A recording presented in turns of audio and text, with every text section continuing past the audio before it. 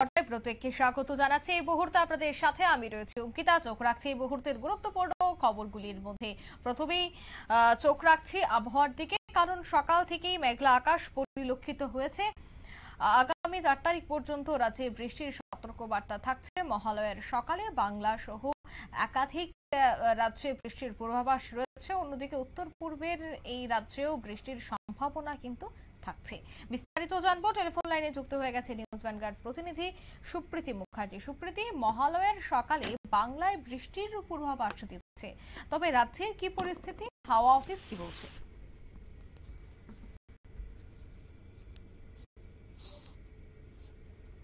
সুপ্রীতি, শোনা যাচ্ছে? হ্যাঁ, শোনা যাচ্ছে। আগরতলা হাওয়া অফিসের কি বার্তা?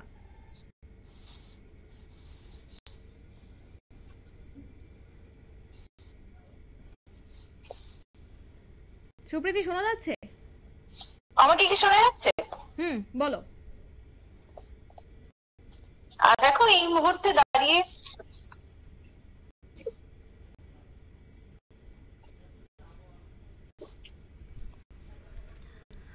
যান্ত্রিক গোলযোগের জন্য যোগাযোগ বিচ্ছিন্ন হয়ে যাচ্ছে। আমরা আবারও চেষ্টা করব আমাদের প্রতিনিধির সাথে যুক্ত হওয়ার, যে এই মুহূর্তে কি পরিস্থিতি, যেহেতু উৎসব শুরু হয়ে গেছে আর এই উৎসব মুখর সময়ে বৃষ্টির কি পূর্বাভাস থাকছে। সুপ্রীতি, শোনা যাচ্ছে? শোনা যাচ্ছে। দেখো, এই মুহূর্তে দাঁড়িয়ে যে খবর উঠে আসছে, শহর আগরতলার হাওয়া অফিস যেটা বলছে, তাতে করে কিন্তু আগামী 24 ঘন্টাতে তোমার বৃষ্টির পূর্বাভাস থাকছে। তবে 24 ঘন্টা থেকেও বেশি বলা যায় যে আগামী তোমার 4 তারিখ পর্যন্ত রাজ্যের বুকে রয়েছে ঝড় বৃষ্টির হলুদ সতর্ক বার্তা। এবং তার পাশাপাশি যে ছবি ধরা পড়ছে তাতে করে তোমার গত 24 ঘন্টাতে বৃষ্টি, এবং গত 24 ঘন্টাতে রাজ্যের সব জেলাতেই বৃষ্টি হয়েছে। আজকে সকাল থেকেই আকাশ রয়েছে মেঘলা এবং ঝিরঝিরে বৃষ্টি কিন্তু শুরু হয়ে গেছে। অন্যদিকে দাঁড়িয়ে দেখো, গোটা দেশের যদি আমরা একটু আপডেট দেখি, গোটা দেশের ছবি যদি দেখি, তাহলে কিন্তু আপাতত নিম্নচাপ বজায় থাকবে এবং এই নিম্নচাপের ফলে মহালয়ার ভোর থেকেও কিন্তু একইভাবে বৃষ্টি দেখা যাবে, এমনটাই কিন্তু বলছে দেশের মৌসুম ভবন। এবং সেই জায়গাতে দাঁড়িয়ে দেখো, বঙ্গোপসাগরে এই মুহূর্তে নিম্নচাপ তৈরি হয়েছে, আর সেই নিম্নচাপের কারণে গত সপ্তাহে বৃষ্টি যেরকমটা হয়েছে, ভিজেছে পাহাড় থেকে সমতল, এবং এই সপ্তাহেও একই রকমের ছবি লক্ষ্য করা যাবে। দেখো, শরতের যে চেনা ছন্দ, সেই চেনা ছন্দে ফিরতে আরো বেশ কিছুটা সময় লাগবে, এমনটা ইঙ্গিত দিচ্ছে দপ্তর। কারণ তোমার নিম্নচাপের যে রেখা রয়েছে বা যে প্রভাব রয়েছে, সেই প্রভাব কাটতে আরো কয়েকটা দিন সময় লাগবে।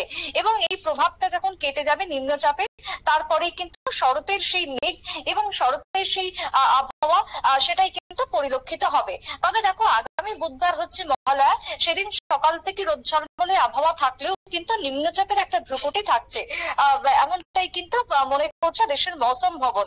এবং সেদিক থেকে দাঁড়িয়ে নিম্নচাপ না থাকলেও এখনো মৌসুমী অক্ষরেখা যেহেতু সক্রিয় রয়েছে, তাই সেই জায়গাতে বর্ষা এখনো পর্যন্ত বিদায় নেয়নি। এবং অক্ষরেখার প্রভাবে বঙ্গোপসাগরের দিক থেকে কম বেশি জলীয় বাষ্প এবার প্রবেশ করতে শুরু করেছে। আর এই জলীয় বাষ্পের কারণে তোমার যে ছবি, তাতে করে কিন্তু একটা তোমার বৃষ্টিপাত এবং তার সাথে তোমার নিম্নচাপের প্রভাব কিন্তু লক্ষ্য করা যাবে। দু এক পশলা ভারী বৃষ্টিপাতও হতে পারে কোনো কোনো জায়গাতে। বিশেষ করে পার্বত্য অঞ্চলগুলোর যদি ছবি দেখি, যার মধ্যে তোমার রয়েছে, যদি সিকিমের কথা যদি বলি বা পশ্চিমবঙ্গের উত্তরবঙ্গের কথা যদি বলি, সেখানে গত কয়েকদিনের বৃষ্টির ফলে কিন্তু পরিস্থিতি যথেষ্টই ভয়াবহ। কোথাও বাঁধ ভেঙে যাচ্ছে, কোথাও আবার জলের স্তর সেটা বৃদ্ধি পাওয়াতে একাংশ নিম্নাঞ্চল প্লাবিত হয়েছে। বিশেষ করে পর্যটকরা চিন্তিত রয়েছে, কারণ পুজো মানে একটা লম্বা ছুটি, আর এই লম্বা ছুটিতে সকলেরই ঘুরতে যাবার কিন্তু একটা পরিকল্পনা থাকে। তাই সেক্ষেত্রে পাহাড় হচ্ছে একেবারে আইডিয়াল প্লেস। তাই সেক্ষেত্রে পাহাড়েই এখন যে অবস্থা, তাতে করে কিন্তু পর্যটনের ক্ষেত্রে একটা বড় প্রভাব পড়তে চলেছে, এমনটাই কিন্তু মনে করা হচ্ছে। অন্যদিকে দাঁড়িয়ে তোমার এই যে ভারী বৃষ্টি, এই ভারী বৃষ্টির জেরে তোমার উত্তরপ্রদেশের কয়েকটি জেলা কার্যত বানভাসী অবস্থা এখন তৈরি হয়েছে। অন্যদিকে বিহারেও এখন বন্যা পরিস্থিতি রয়েছে। তবে পশ্চিমবঙ্গের যে বন্যা পরিস্থিতি গত কয়েকদিন আগেও তৈরি হয়েছিল, তার সাথে তোমার ডিভিসি জল ছাড়া, পাঞ্চেতে জল ছাড়ার কারণে যে ছবি ধরা পড়েছিল, তা কিন্তু এখন তুলনামূলকভাবে অনেকটাই স্বাভাবিক এবং সুস্থ পর্যায়ে পৌঁছাচ্ছে একটু একটু করে। অন্যদিকে দাঁড়িয়ে দেখো, পুজোর যদি আমরা বুলেটিন বলি, তাহলে পুজোর বুলেটিন অনুযায়ী আমরা যেটা জানতে পারছি, 5 থেকে থেকে 9 অক্টোবর পর্যন্ত বৃষ্টি থাকবে। ষষ্ঠী থেকে শুরু করে একেবারে তোমার দশমী পর্যন্ত ওয়েদার খুব একটা বা সেক্ষেত্রে বেহাল হবে না। তবে একাদশী পর্যন্ত কিছু কিছু অংশে আবার হালকা বৃষ্টিপাত হতে পারে, এমনটাই কিন্তু পুজোর বুলেটিন অনুযায়ী জানতে পারছি। তবে আপাতত আগরতলা হাওয়া অফিস এই নিয়ে তেমন কিছু জানায়নি, এটা মৌসুম ভবন প্রাথমিকভাবে জানিয়েছে। তবে সেক্ষেত্রে দাঁড়িয়ে যে একেবারেই যে পুজোয় বৃষ্টি হবে না সেটা কিন্তু এখন বলা সম্ভব নয়। বৃষ্টি যে হবে, কম বেশি বৃষ্টি যে পরিলক্ষিত হবে সেটা কিন্তু বলতেই পারি। তবে এই যে বৃষ্টি হলেও একটা গরম ভ্যাপসা ভাব কিন্তু পরিলক্ষিত হচ্ছে। আর এই ভ্যাপসা ভাবের পেছনে অন্যতম কারণই হচ্ছে অত্যধিক পরিমাণে জলীয় বাষ্প। অধিক পরিমাণে জলীয় বাষ্প প্রবেশ করায় তোমার ঘর্মাক্ত পরিস্থিতি তৈরি হচ্ছে। বিশেষ করে তোমার একটা অবস্থা, অত্যন্ত জলীয় বাষ্পের কারণে আর্দ্রতা জনিত অস্বস্তি লক্ষ্য করা যাচ্ছে। তবে এই অস্বস্তি ভাব আপাতত বজায় থাকবে, সেটাও কিন্তু আবহাওয়া দপ্তর এক প্রকার মনে করছে।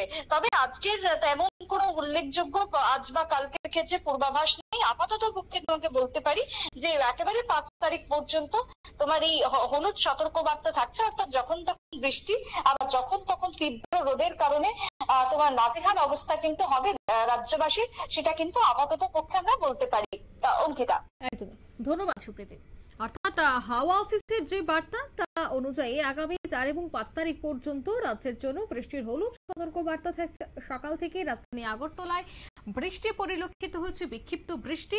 অন্যদিকে পূজা মরশুমে রাজ্যে বৃষ্টি থাকবে কিনা সে বিষয়ের জন্য কিন্তু আরো কিছুটা সময় অপেক্ষা করতে হবে। নিয়ে নিচে ছোট্ট একটি বিজ্ঞাপন বিরতি, সঙ্গে থাকুন।